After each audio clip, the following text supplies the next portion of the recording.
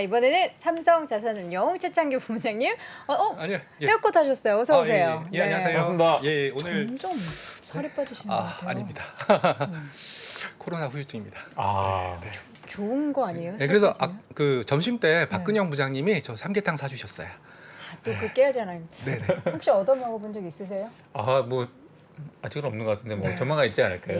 기대해 보도록 하겠고요. 자, 오늘 어떤 이야기를 들려주실까요? 제가 일주일에 한 번 나오다 보니까 할 얘기가 좀 많이 있더라고요. 그럼요. ETF 업계 뭐 관심이 없으신 분들은 뭐 할 얘기 얼마나 있겠냐라고 생각하시겠지만 저는 깨알같이 또 찾아가지고 또 여러분들한테 투자 인사이트를 주기 위해서 여러 가지 찾아왔는데요. 제가 지난번 방송 때 채권 ETF 전성시대라고 말씀을 드렸던 거 혹시 그렇습니다. 기억나시나요? 네. 그거 관련된 보고서가 삼성증권에서도 나왔고요. 그리고 또 오늘도 언론 보도를 통해서 개인들이 채권을 사기 시작했다라는 얘기를 하면서 체린이라는 또 신조어를 만들었더라고요. 그래서 그거 관련된 ETF 얘기를 좀 드릴 거고요. 그리고 좀 있으면 또 신라젠, 우리의 마음을 아프게 했던 신라젠 또 거래 내일이죠? 정지가 풀릴지 안 풀릴지 또 관건이 되는데 신라젠을 담고 있는 ETF가 아직도 있어요. 그러니까요. 예, 그래서 그게 그때 6개월 연장 네네네네. 하셨다는 거 벌써 6개월이 지났군요. 이제 신라젠이 거래 정지된 상태에서 지수에서 빠졌거든요. 네. 그렇기 때문에 지수를 갖고 있는 지수에 구성되는 종목을 갖고 있는 ETF 입장에서는 그 종목을 팔 수 있는 시간이 없었어요. 그래서 그거 말씀드릴 거고요. 그리고 액티브 ETF 그리고 미국에 삼성전자 개별 종목 ETF가 미국에 상장한대요. 지난번에 애플이 예, 개별 종목 예, 예. ETF 때 인버스인가요? 말씀 주셨었는데 아니요, 그냥 일단은 정배수로. 오. 인버스라니요. 근데 한국에서는요 ETF를 구성하기 위해서는 반드시 10개 종목 이상이 있어야 되거든요.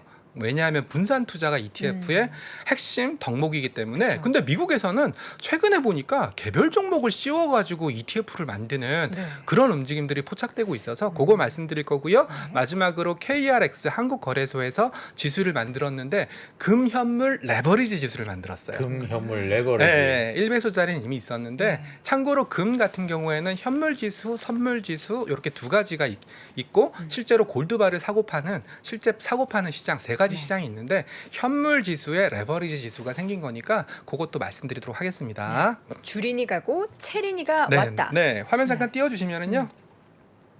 기사 한번 보도록 할게요. 네. 지금 개인의 채권 순매수가 10조 역대급. 지난주에 오셔서 채권 투자하는 ETF도 알려주셨잖아요. 네네 맞습니다. 오늘도 뭐 똑같은 말씀 드릴 네. 건데요. 여기서 채권이라는 것은 소위 말하는 알채권, 그러니까 개별 종목을 샀다라는 의미고요. 네. 여태까지 그 개인들이 알채권을 월간 단위로 2천억 정도 샀었대요. 아무래도 채권이라는 게 정보의 전달성도 좀 많이 떨어지고 그리고 또 큰 규모로 사야 되고 뭐 그렇기 때문에 좀 채권에 직접 매매를 하시는 경우가 잘 없었고 뭐니 해도 쿠폰 레벨이 낮았기 때문에 굳이 뭐 채권을 사야 돼라는 심리가 있었는데 최근에 되면 남는 게 없죠. 예, 그렇죠. 최근에 채권 레벨도 많이 올라갔고요. 그리고 또 한전채를 중심으로 굉장히 많은 우량한 채권들이 시장에 공급이 된 거예요. 그러다 보니까 개인들이 은행채, 회사채 그리고 3년 미만의 만기 중심으로 채권을 많이 사고 있다라는 보고서가 어제 삼성증권의 김지만 애널리스트 통해서 보고서 나왔으니까 그거 한번 찾아서 읽어보시면 되고요. 그래서 채권 ETF도 있어요. 채권 ETF도 이게 제가 지난번에 말씀드린 건데 이게 최근에 상장한 거예요. 네. 엄청 많죠. 제가 ETF 리서치를 시작한 지 한 10년 정도 된 것 같은데 이렇게 많은 채권 ETF가 상장하는 거 처음이에요. 그리고 진짜 많이 올라왔네요. 일단 여기서 보셔야 될 게 만기예요. 초단기.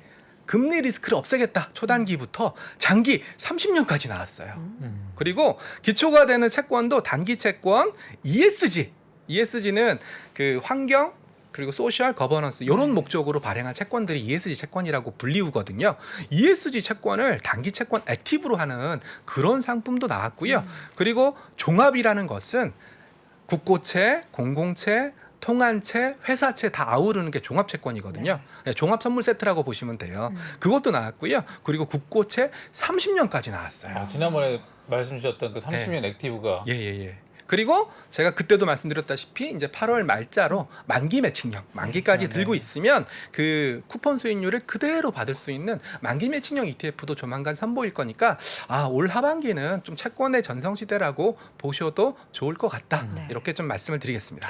근데 저 신문 기사 저 린이라는 단어가 등장하면 네. 뭔가 좋았던 기억들이 없어서 그만큼 시장이 과열됐다라고 볼 수도 있는 거죠. 그러니까요. 이런 얘기들이 원래 나오면은 꼭지니까 네. 팔아야 된다라고 하는데 뭐 채권도 그러면 뭐 채권은 관련은- 뭐 금리가 음. 그 지금은 굉장히 많이 올라가 있는 네. 상태니까 만약에 뭐 금리가 떨어진다면 채권 가격은 올라갈 수 있으니까 그렇죠. 뭐 그런 것도 생각하셔도 좋을 것 같습니다. 확실히 그 금리 상품들이 2, 3%대에서는 수요들이 이렇게 뭐 있긴 있었는데 네. 그렇게 많지 않았는데 4%대 등장하면서부터 좀 확실히 반응들이 좀 다르긴 다른 네, 것 그렇죠. 같아요. 그리고 제가 뭐 최근에 저축은행 예금 금리도 한번 찾아봤거든요. 가장 많이 나오는 게 한 3.7 정도 1년짜리로 그렇기 때문에 4% 채권 금리는 굉장히 매력적이고 그리고 또 채권의 장점이 뭐냐면 그 기초 자산을 발행한 국가가 또는 은행이 또는 회사가 망하지 않는 한 원금이 보장되고 쿠폰 이자까지 보장이 되니까 만기까지 들고 가면 뭐 그런 측면에서는 뭐 안정성이 보강됐다라고 볼 수 있죠. 채권을 직접 투자하는 거 대비 ETF로 사는 거의 장점은 어떤 게 있을까요? 직접 투자할 때는 아무래도 만기까지 끌고 가지 않는 이상 유통시장에서 팔기가 어려워요. 네, 왜냐하면 장외 시장에서 그렇죠. 장외 시장에서 매각을 해야 되는데 되니까. 누가 받아주는 사람이 있어야 되고 네. 그 가격이 합리적이냐 이 부분에 대해서는 퀘스천 마크가 있지만 ETF는 언제라도 소액으로 투자할 수도 있고 사고 팔고가 좀 유리하다라는 장점이 있죠. 네. 그 최소 금액 단위들은 어떻게 차이가 납니까? ETF 같은 경우에는 보통 이제 10만 원 정도 약간 좀 금액을 높이 놨어요. 그리고 채권 같은 경우에는 뭐 장외 거래나 아니면 요즘 HTS가 너무 잘 돼 있기 때문에 뭐 10,000원 단위로 살 수 있다라고 얘기하지만 뭐 특판 형태로 나오는 것들은 뭐 최소 1,000만 원부터 그렇죠. 뭐 5천만 원 이상 이 금액이 있어야지 들어갈 수 있으니까 네. 실제로 채권을 사는 것과 채권 ETF 사는 것은 그런 차이가 있다라고 말씀드릴 수 있습니다. 채팅창이 난리가 났습니다. 우리 본부장님이 네. 살 빠지시고 나서 아. 미남이 되셨다. 아, 복권? 원래 예, 더 복권. 미남이셨다. 아, 뭐 이런 얘기도. 복권 나- 긁었나요? 네. 저 복권이 극제는 복권이다. 최창규 본부장의 시간은 거꾸로 간다 뭐 이런 아, 댓글이 예. 올라오는데. 이 정도면 코로나 걸릴만하다라는 아. 얘기까지 나옵니다. 예, 예. 이게 코로나는 좀 안 더- 걸리는 게 네. 낫죠. 그런데. 안 걸리는 게 100배 네, 낫습니다. 네. 진짜로요. 한약으로 시작해서 네. 코로나로 완성된 우리 본부장님의 미모 네. 아이고, 미남이 감사합니다. 되셨습니다. 몸둘 바를 모르겠습니다. 자, 두 이어서, 번째는 네. 미국 시장 동향인데요. 저는 글로벌 경제 상황은 돌고 돈다라고 생각을 해요. 우리가 지금 각광받고 있는 상품들이 미국에서 이미 뭐 10년 전에 뭐 각광받았다 뭐 이런 얘기들 많이 하시는 것처럼 화면 잠깐 띄워주시면 드디어 모건 스탠리도 ETF 전쟁에 뛰어들었어요. 참고로 미국에서 ETF 운용사 중에 넘버원은 블랙락, 네. 아이시어스고요. 뭐 모건 스탠리는 ETF를 하지 않았었어요. 네. 글로벌 IB지만 드디어 모건 스탠리가 마침내 뭐 ETF 시장에 뛰어들었다라는 얘기고요. 4가지 ETF를 냈는데 ESG ETF를 냈다는 겁니다. ESG. 제가 방금도 채권 네. 중에서 ESG 채권 말씀드렸지 그렇죠. 않습니까? 지금은 아무래도 정부 기관이라든지 국가 연기금이라든지 이런 자금들이 늘어나고 있기 때문에 당연히 ESG 쪽으로 갈 수밖에 없고 그래서 모건 스탠리도 ETF 시장의 첫 발을 ESG로 뛰어든 게 아닐까라고 생각을 하고 있어서 제가 채권 말씀드렸지만 이제는 큰 패러다임은 ESG가 될 것 같다라는 말씀을 좀 드리고 있습니다. 네. 그리고 두 번째로 싱글 스탁 ETF. 아 저는 앞만 봐도 이상해요. 왜 만드는 거죠? 어떻게 한 종목을 담은 게 ETF가 될 수가? 그러니까 삼성전자가 미국에 상장이 안 돼 있으니까 네, 그렇습니다. 그들이 삼성전자 사고 싶으니까 ETF 네 만드는 맞습니다. 거고. 화면 잠깐 띄워주시면은요. 그래서 대표적인 게 삼성전자고요. 그리고 제가 빨간색으로 줄쳐놨는데 자 올해 전 세계 기업들 중에 돈 제일 많이 번 기업은 사우디 네 아람코. 참고로 사우디아라비아도 외국인 투자 제한이 굉장히 강한 나라예요. 그러다 보니까 나 아람코 사고 싶어. 삼성전자 사고 싶어. 삼성전자를 직접 한국 시장에 안 사고 미국에서 사고 싶어. 당연히 걔네들 입장에서는 잠자고 싶겠죠. 그 시간에. 그래서 그거를 ETF로 살짝 씌워가지고 그렇게 상장하겠다라는 얘기가 계속 나오고 있고요. 제가 지난번 방송에서도 애플, 테슬라 1.75배, 테슬라 인버스. 그러니까 점점 구조화 상품과 미국에서는 한국에서는 아직 안 그런데 미국에서는 구조화 상품과 ETF의 괴리가 점점점 줄어드는 것 같아서 좀 더 이 방향 쪽으로 리서치를 해볼 생각입니다. 그래서 삼성전자랑 아람코는 ADR은 상당히 안 돼 있나 봐요. 미국에. 일단 ADR은 그 기사를 보니까 상장되어 있지 않다. 그래서 이것을 간편하게 매매하기 위해서 ETF를 만들었다. 이렇게 기사가 나왔으니까 그거는 한 번 더 제가 체크해 보도록 하겠습니다. 저렇게 단일 종목 ETF 출시하는 게 국내도 가능합니까? 국내는 불가능합니다. 10개. 예, 국내에서는 무조건 10개여야 되고요. 대신에 한 가지가 바뀌었습니다. 채권 혼합형 같은 경우에는 주식 말씀하셨잖아요, 10개, 그때. 채권 10개, 그러면 20개가 돼야 되지 않습니까? 채권 혼합형이니까. 에이, 그냥 채권 혼합형도 주식이든 채권이든 합쳐서 10개. 10개. 예, 그렇게 바꿔줬기 때문에 한 종목 플러스 채권 이런 형태의 ETF는 한국에서도 나올 수 있습니다. 네. 네. 어쨌든 뭐 수급 들어오는 여건에서는 삼성전자 입장에서는 외국인 수급 네, 유입되고 그렇습니다. 좋은 거죠? 예, 저는 충분히 이거는 뭐 긍정적인 뉴스라고 생각을 하고 있습니다. 네. 자, 이번에는 금현물 레버리지? 요거 네네네. 볼까요? 금연물 레버리지 네. ETF를 말씀드리기 전에 신라젠부터 좀 먼저 말씀을 드릴게요. 신라젠. 예, 예, 화면 잠깐 띄워주시면은요, 아직도 코스닥 150 ETF에는 신라젠을 들고 있어요. 참고로 3%나 있네요. 예, 신라젠이 들어가 있는 지수가 코스닥 150 들어가 있었고요, 헬스케어 들어가 있었고요, KRX 300 들어가 있었거든요. 그리고 뭐 MSCI 모멘텀 이런 것도 있었긴 했는데 이건 너무 작으니까 무시를 하겠습니다. 네. 거래 정지가 지수에 들어가 있는 상태에서 거래 정지가 맞아버렸고요. 그리고 나서 지수에 거래 정지된 상태에서 코스닥 150 지수에서 빠졌습니다. 그러니까 ETF 입장에서는 그 신라젠을 팔 수 있는 방법이 장외에서 블락으로 넘기는 방법밖에 없었는데 네. 솔직히 신라젠을 누가 받아줄 받아주겠습니까? 수 없죠. 그리고 받아준다고 한들 굉장히 낮은 가격으로 받아줄 가능성이 높았기 때문에 그러면 ETF 가격에 훼손이 일어날 수 있어서 그런 액션을 취하지 않았었고요. 다행히 8월 18일 날 뭐 개선 기간이 종료되고 거래가 재개된다면 무슨 말씀을 드리려고 하는 거냐면 이 ETF들은 신라젠을 다 팔아야 돼요. 저게 지금 기준가에는 이미 반영이 돼 있는 네, 상태인가요? 그러다 보니까 이제 굉장히 이제 그 ETF가 코스닥 150 지수와 괴리가 일어날 수밖에 없는 거죠. 그래서 제가 그런 괴리 때문에 몇 번 말씀을 드렸었는데 그렇죠. 지금 말씀드릴 수 있는 얘기는 신라젠이 거래가 재개된다면 이 ETF들은 드디어 신라젠을 팔 거다. 그래서 제가 아까 들어오기 전에 잠깐 봤는데요. 다 합쳐보니까 한 174억 정도 되더라고요. 지금 거래 정지된 가격 기준으로 네. 한 174억 정도니까 뭐 그거는 좀 염두에 두실 필요가 있다라는 생각에서 말씀드려봤습니다. 개선 기간이 다시 연장될 가능성은 없습니다. 아, 그건 저도 잘 모르겠습니다. 저는 패시브기 때문에 그런 거에 대한 예측을 하지는 않습니다. 저거를 만약에- 결정하는 당국자도 진짜 굉장히 머리가 아플 머리 거예요. 웬만하면 자기 손에서 안 하고 싶을 거예요. 그렇죠? 네네네네. 실망. 네네네. 그게 그래서 다 좋은 그래서 뭐 결과가 저희는 나왔으면 뭐 좋겠는데. 이제 만약에 거래가 정지가 계속 된다면 그냥 계속 들고 있는 거고 거래가 재개된다면 그냥 어쩔 수 없이 파는 수밖에 없다. 뭐 그런 말씀을 전달드리기 위해서 가지고 왔고요. 네. 저게 그럼 지금 코스닥 지수에도 어쨌든 지수에는 코스닥 150 지수에는 영향을 영향을 안 미치는 안 주는 거죠, 안 그렇죠? 주는 거고요. 코스닥 150 ETF에는 영향을 마이너스 ETF 에는 영향을 주고 주는 있는 거고. 겁니다. 네. 왜냐하면 갖고 있는 돈이 100원이라면 100원어치 코스닥 150 주식을 다 사야 되는데 지금은 신라젠 때문에 신라젠 아까 3% 들고 있었던 ETF도 있었지 않습니까? 97원만큼만 그 코스닥 150을 살 수밖에 없는 거죠. 그러면 코스닥 150이 1% 올라가면 나는 97원 들고 있는 거니까 1%만큼은 못 올라가죠. 0.97%만큼 올라가는 거고요. 그러면 0.03% 포인트만큼 마이너스 괴리가 일어나는 거죠. 네.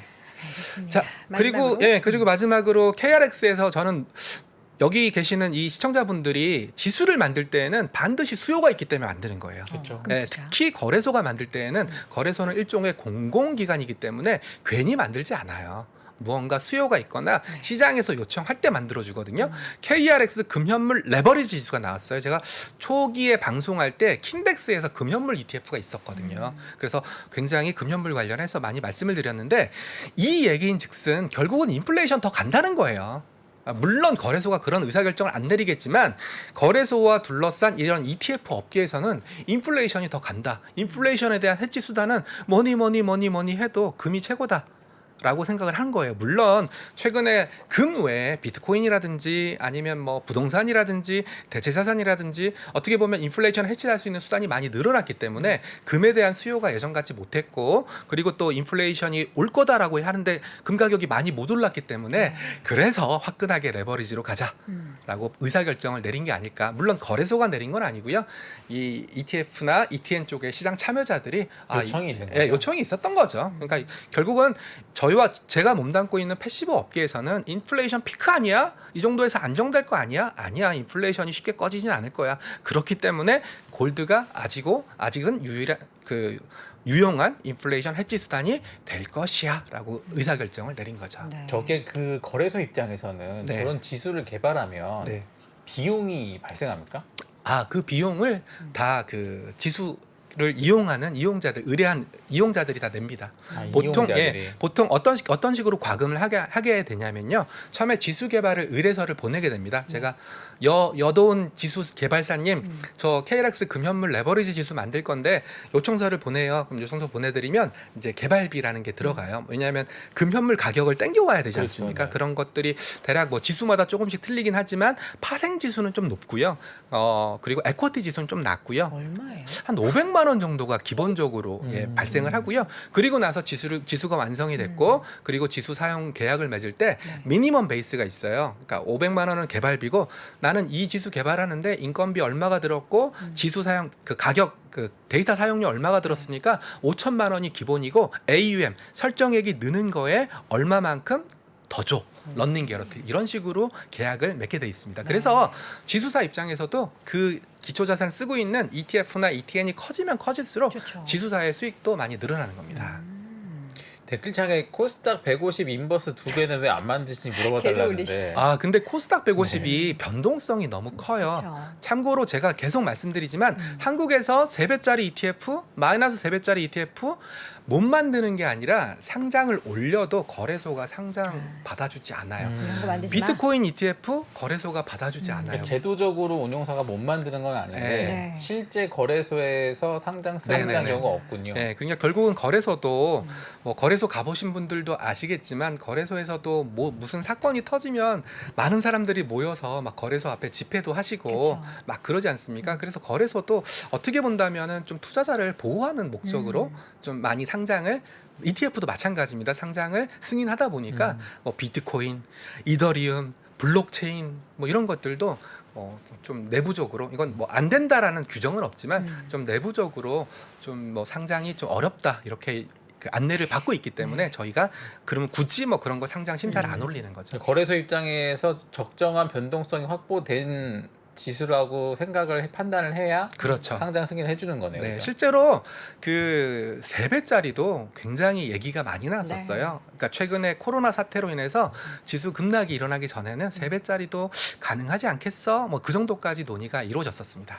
지금 오히려 그 변동성을 난 원한다. 우리 야수의 심장 투자자분들이 네. 그 변동성을 내가 네. 이용하려고 하는 거다. 네, 뭐 이런 네, 네. 의견이 있는데 네, 저도 거래소에서 안 준답니다. 기자들한테 전화를 많이 받아요. 저희가 레버리지나 인버스 레버리지 ETF가 좀 많이 있기 네. 때문에 많이 받는데 이게 어떻게 보시나요? 저는 금융시장의 대표적인 속성 아닐까. 어차피 금융시장에 참여하는 참여자들은 큰 돈 버는 것도 좋겠지만은 적은 돈으로 큰 돈 버는 것도 선호할 수밖에 그렇죠. 없지 않나. 금융시장의 본질적인 그 투자 성향이지 않나. 그렇죠. 예, 그거를 뭐 강제적으로 놔줄 필요는 강제적으로 억누른다든지 아니면 오히려 또 유도한다든지 이것도 바람직하지 않는 거 아닌가 네. 뭐 이런 생각을 좀 하고 있습니다. 알겠습니다. 자, 이렇게 오늘도 아쉬운 짧은 시간 네. 함께했는데요. 이제 아저씨 아니라고 합니다. 네. 다정하고 훈훈한 네. 금융맨이라고 이야기를 내일 모레 오시는데요. 왜 해달라고 이러세요? 하니까요. 네. 네, 다음 시간에도 네. 얼마나 또 잘생겨지시면서 돌아오실지 기대해 보도록 하겠습니다. 삼성자산운용 수창규 본부장 함께했습니다. 고맙습니다. 네, 감사합니다. 고맙습니다. 네. 안녕하세요. 오건영입니다. 작년에도 이제 눈이 많이 내렸을 때 학교 운동장에 애들 데리고 나가서 이제 눈사람 만드는데 이젠 잘 만들어요. 근데 아기 때는 눈사람 못 만드는 거죠. 그냥 이렇게 막 어떻게 모아보는데 안 되는 거예요. 그래서 항상 했던 게 눈덩이를 굉장히 딱딱하게 묶어야지 얘가 이제 굴려야 이제 뭉치는 거잖아요. 그걸 만들어서 줬었던 기억이 나요. 3프로TV에서 오건영 부부장과 함께 경제의 단단한 기초를 쌓을 수 있는 알찬 커리큘럼을 준비했습니다. 이번에는 여러분께 필요한 파트만 골라서 분할 수강하실 수 있는데요. 8월 31일까지 얼리버드 특가로 진행되니까 합리적인 가격으로 만나보시죠. 평생의 숙제인 경제 공부, 오건영 부부장과 함께 제대로 시작할 수 있습니다. 지금 바로 영상 아래 링크를 확인하십시오.